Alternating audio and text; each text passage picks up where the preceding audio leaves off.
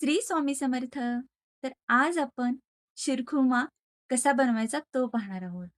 असाच घट्टसर, स्वादिष्ट शिरखुर्मा बनवण्यासाठी कोणकोणतं साहित्य लागतं आणि कसा बनवायचा हे आपण आज पाहूया.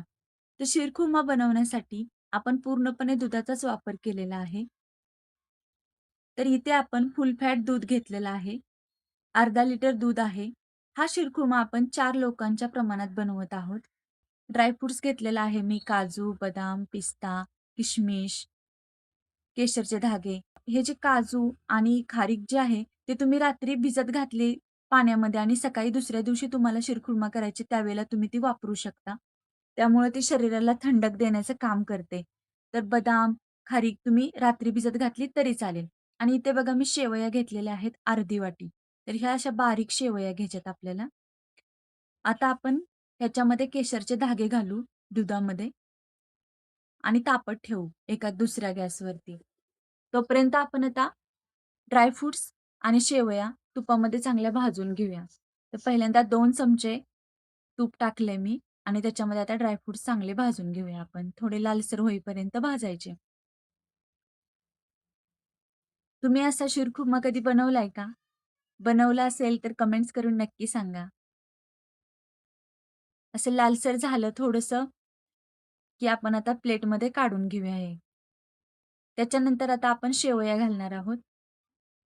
शेवया पण थोड्या लालसर झाल्या, की त्या बाजूला ठेवून द्यायच्या.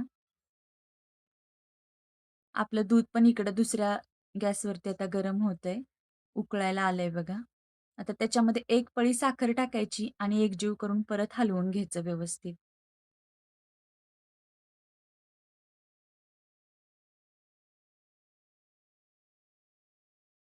आता वरून सगळं ड्रायफ्रुट्स घालून थोडंसं मी गार्निशिंगसाठी वरती ठेवलेलं आहे.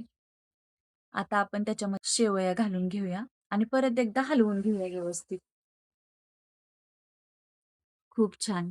अशी उकळी आली की आता त्याच्यामध्ये 2 चमचे मिल्क मेड टाकायचे आहे आणि परत एकदा हलवून घ्यायचं आहे.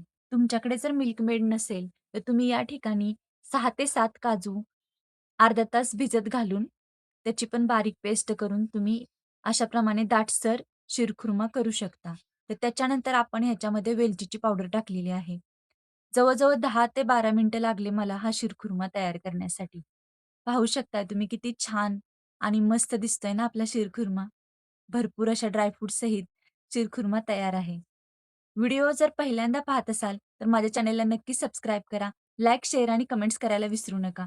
वेळात वेळ काढून तुम्ही हा व्हिडिओ पाहिल्याबद्दल मनापासून धन्यवाद.